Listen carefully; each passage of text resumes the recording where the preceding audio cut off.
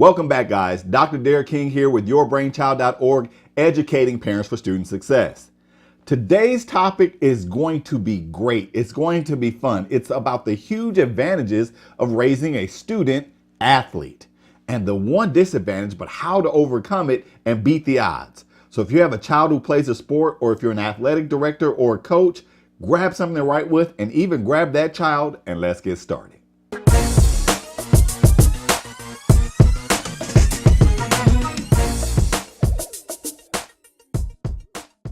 All right, mom and dad, please note that in this conversation, I'm always going to prioritize student over athlete. And that is part of the key advantage that your child is going to have. And it's a lifelong advantage, whether or not they make it in professional athletics. You know who the best athlete is in my family? It's not any of my kids. It's actually my wife. She actually ran USA track and field for 7 years. Ran all over the world. At her absolute best, she was number 2 in the US and number 9 in the world. She did something else really, really smart. In addition to getting her education, she caught me. Outside of that, just joking. But she was very smart about and very purposeful about getting her education. All right, mom and dad, here's a fact. A child that can be coached on the field or the court can be coached in life. They're easier taught in the classroom, providing that they are a student first and an athlete second. They have the better understanding and can better apply the fact that they can always get better, and that getting better also extends to learning in the classroom. But primarily what we're going to discuss are the lifelong advantages that your child actually has by being very good at a sport. Here's the truth of the matter. Colleges are very attracted to your child if they're a strong athlete, but they're also attracted to them if they're a strong student. To best understand how to give your child an advantage by being a strong student first and athlete second, we have to have a clear understanding of why colleges accept children in the first place. They accept them on 3 criteria. Number 1, grade point average. Our target is a 3.5. Number 2, SAT score or ACT score. And number 3, specialization. In this case, your child's specialization is athletics. Athletics is an incredibly important specialization, but let's go back to numbers 1 and 2 first. 3.5 is incredibly important because with a 3.5, you can actually score as low as a 400 on the SAT and still be accepted into the nation's top tier schools if you have a specialization that they desire. Everyone desires athletics. Why? Because they make huge sums of money on college student athletes. College athletics rivals professional athletics as it relates to the amount of money that they actually make. Now remember, in college athletics, they still make money on branding, media rights, TV sales, ticket sales, apparel, the same exact things that you make money on in professional athletics, with the exception that you don't have to pay the student athletes. When you look at it, look at the huge sums of money that they're actually spending to make big stadiums, to attract the best coaches. Why? Because they want to fill up those stadiums. They want to sell that apparel. They want to get those TV rights. They want to have those overall media rights to sell things to, say, EA Sports, to make video games with your child's name and likeness rights on the back of them. In 1 year, the Crimson Tide made $123,769,841 in revenue from athletics. The number 40th ranking was Oregon. They made $56,623,901.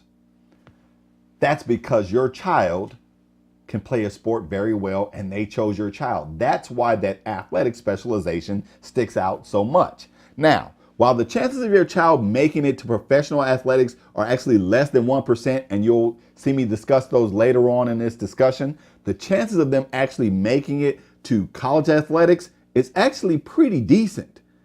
Here are the stats. For football, your child who plays high school football has an 8.2% chance of playing college football.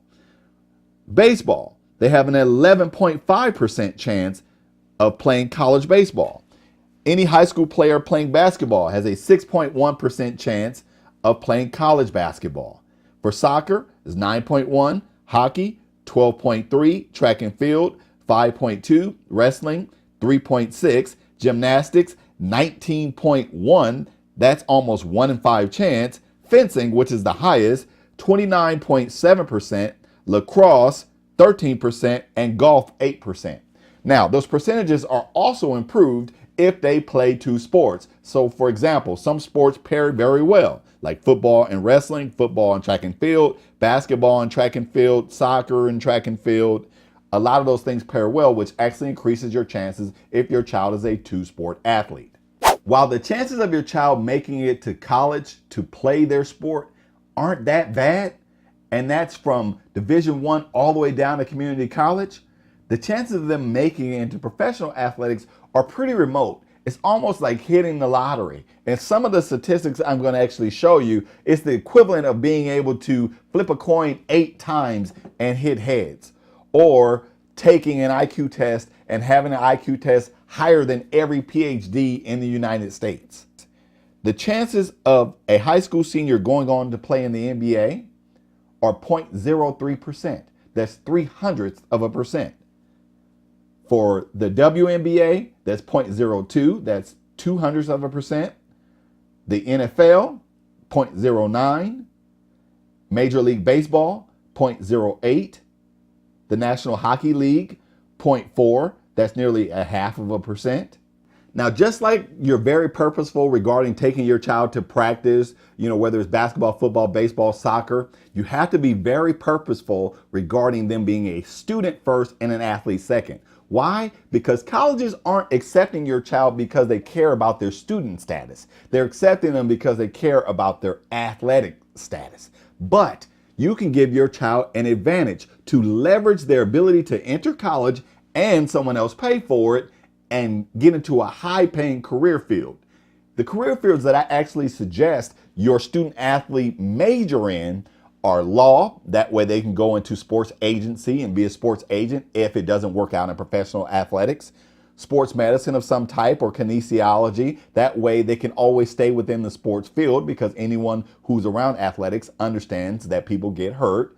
Marketing or sales. Why? Because those fields are attracted to prior athletes and they're also very high paying fields. You also need an understanding of how colleges are actually ranked. Well, since 1983, U.S. News and World Report ranking is really the primary motivator for colleges, and they rank them in 7 specific areas.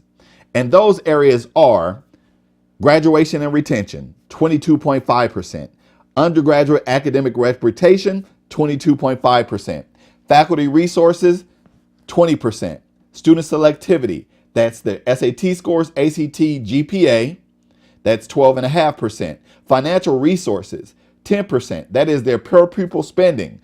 What affects per pupil spending? Athletic offerings. Graduation rate, 7.5%. And alumni giving, 5%. Now, when you look at the majority of those 7 categories, what is a big influencer that actually sticks out?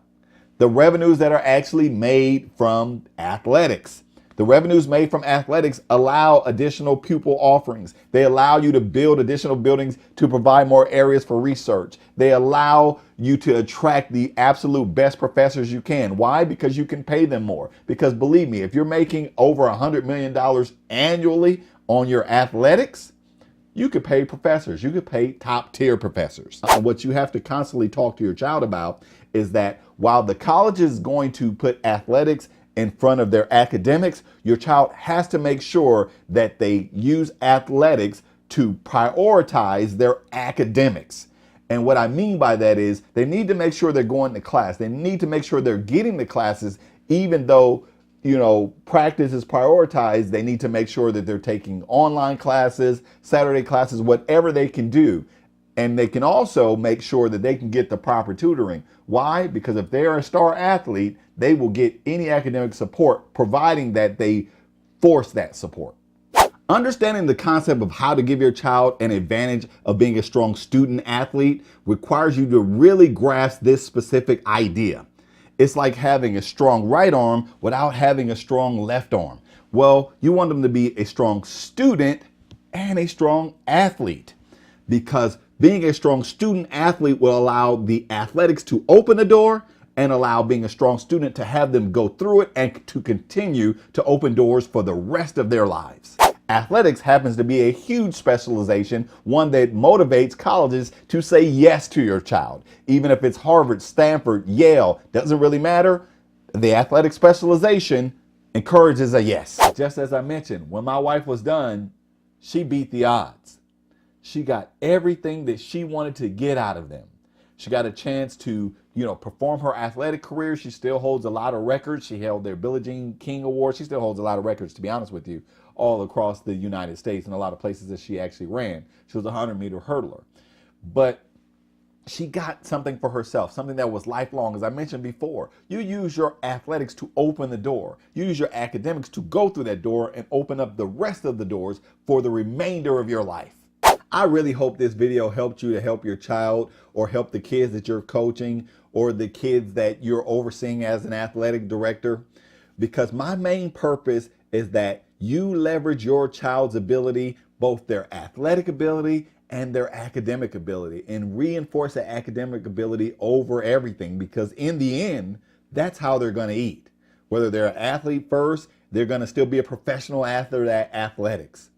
They're going to need that brain power to either keep their money or manage those who are managing their money. But overall, we've got to get this right, or your child will just be another statistic. That's not what we want. We want them to use both of those abilities, that academics and those athletics, to be strong, to benefit them. I'll see you next time.